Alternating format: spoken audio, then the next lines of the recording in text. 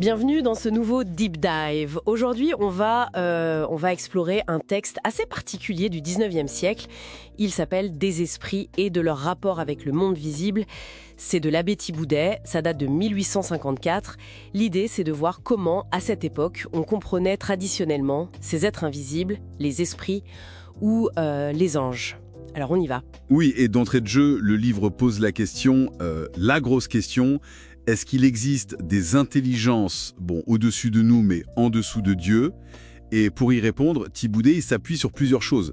La raison d'abord, mais aussi la tradition, disons, universelle, et puis la révélation biblique. Alors, commençons par la raison.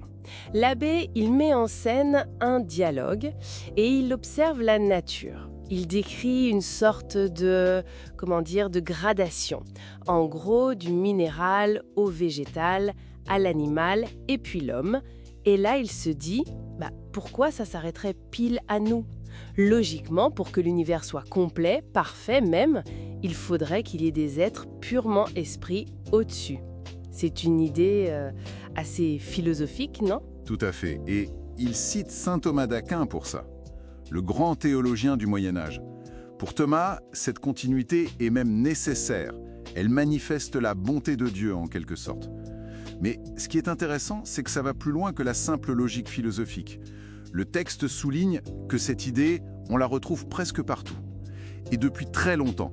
Des penseurs grecs, comme les platoniciens, saint Augustin en parle, mais aussi des zoroastriens en Perse. Enfin, plein de cultures anciennes avaient cette notion d'esprit intermédiaire. Ah oui, d'accord. C'est pas juste une idée chrétienne à la base alors? Non, et l'ouvrage insiste aussi sur le fait que les pères de l'Église, les premiers grands penseurs chrétiens, étaient unanimes sur leur existence. C'était pas vraiment un débat pour eux. Et après la raison et la tradition, il y a la révélation, donc la Bible. Là, le livre rappelle plein d'exemples, l'Ancien Testament, le Nouveau, l'échelle de Jacob, l'ange Gabriel à l'Annonciation, les légions d'anges dont parle Jésus, Saint Paul aussi quand il parle de la création des choses visibles et invisibles, il liste même des trônes, dominations, principautés, puissances. C'est ça. Et des conciles de l'Église, comme celui de la 34 au XIIIe siècle, ont carrément affirmé dogmatiquement que Dieu a créé ces êtres spirituels. Et en nombre immense apparemment, hein. Ah oui, le prophète Daniel parle de milliers, de myriades, des nombres astronomiques quoi, incalculables pour nous. D'accord. Donc leur existence est posée comme certaine par ces trois biais. Mais alors, quelle est leur nature? Qu'est-ce qu'ils sont, au fond? Alors, première chose, le texte affirme sans hésiter qu'ils sont supérieurs à l'homme. Bon. Mais la question plus délicate, c'est leur essence. Pur esprit ou pas? Et là, historiquement, chez les pères de l'Église, il y a eu un petit flottement. Certains leur ont attribué une sorte de corps, mais très subtil, éthéré. D'autres disaient non, purement spirituel. Ah, d'accord, ce n'était pas si clair au début. C'est intéressant, ça. Non, pas totalement tranché. Mais l'opinion qui a fini par dominer, et c'est celle que reprend Thiboudet, en s'appuyant beaucoup sur saint Thomas d'Aquin, c'est celle de la pure immatérialité. Donc pas de corps du tout, même subtil. C'est vu comme plus parfait, ça complète l'échelle de la création. Il fallait des êtres purement intellectuels. Purement intellectuels. Et il y a cette idée incroyable que vous avez mentionnée, chaque ange serait une espèce distincte. Exactement, c'est un point fascinant avancé par saint Thomas. Ça ne veut pas dire juste différent, comme deux humains sont différents, non. Ça veut dire que chaque ange est unique dans son essence même, comme une espèce biologique l'est d'une autre. Attendez, ça veut dire une diversité absolument folle? Pas juste beaucoup d'anges, mais potentiellement une infinité de sortes d'anges. Voilà, une complexité et une hiérarchie dans l'invisible qui dépassent complètement notre imagination. Bon, maintenant si on regarde leur capacité naturelle, ce qu'ils sont par nature, leur intelligence, largement supérieure à la nôtre. Plus puissante, plus claire, plus directe. Plus directe, c'est-à-dire? Nous, on apprend par nos sens, on assemble les infos, on raisonne pas à pas. Eux, non. Ils connaissent par ce que saint Thomas appelle des espèces intelligibles. Pensez à des concepts purs, des idées complètes des choses, que Dieu leur infuse directement dès leur création. Ils saisissent les choses d'un coup, de manière plus globale, quoi. D'accord. Un peu comme si on avait tout le plan d'un coup sans devoir lire chaque ligne. C'est un peu l'idée, oui. Alors, qu'est-ce qu'ils connaissent avec cette super intelligence? Naturellement, ils connaissent Dieu. mais pas directement. Plutôt comme on voit le soleil reflété dans l'eau. Ils le connaissent à travers la création. Ils connaissent très bien l'univers créé, ses lois, les êtres. Mais attention, il y a des limites importantes. Ah oui, lesquelles? 3 grandes limites naturelles. 1. Ils ne peuvent pas connaître avec certitude les futurs contingents, c'est-à-dire ce qui dépend de la liberté, que ce soit celle de Dieu ou celle des hommes. Les choix libres, quoi. D'accord, pas de prédiction infaillible du futur. Non. 2e limite, ils ne peuvent pas lire directement dans les pensées les plus intimes, les secrets des cœurs. Sauf s'il y a des signes extérieurs, bien sûr.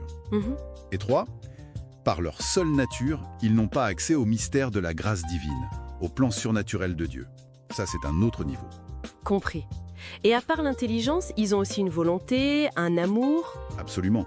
Une volonté libre et un amour puissant, dirigé vers le bien qu'ils connaissent.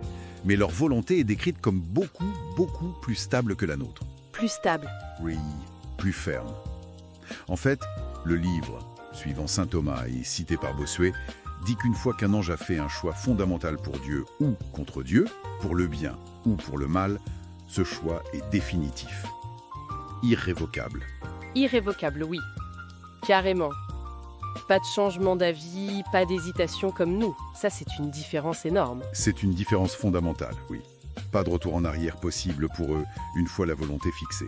C'est une constance absolue. Et pour finir, comment ils agissent dans notre monde, le monde visible?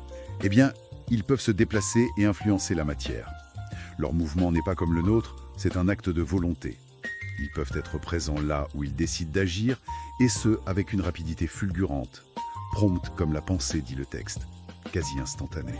Les anges existent, c'est basé sur la raison, la tradition, la révélation. Ce sont des intelligences pures, sans corps. Ils sont extrêmement nombreux et idées fascinantes, incroyablement divers, chaque ange étant une espèce unique. C'est ça. Avec une intelligence naturelle bien supérieure à la nôtre, mais avec des limites claires. Pas de connaissance des futurs libres, ni des pensées secrètes, ni de la grâce. Et dotés d'une volonté libre, mais qui, une fois décidée, est immuable, irrévocable. Ils agissent aussi dans notre monde avec une grande puissance et rapidité. Donc une vision d'un univers invisible très peuplé, très hiérarchisé et bien plus complexe que ce qu'on perçoit directement. Exactement. Et ça nous amène peut-être à la petite pensée pour conclure. Si on prend au sérieux, même juste comme une image intellectuelle, cette idée de saint Thomas reprise par Thiboudet, que chaque ange est une espèce distincte, ça suggère quoi sur la réalité invisible qui pourrait nous entourer? Quelle immensité de diversité, quelle complexité structurée, bien au-delà de tout ce que le monde visible nous laisse seulement deviner. Ça ouvre des perspectives assez vertigineuses, non?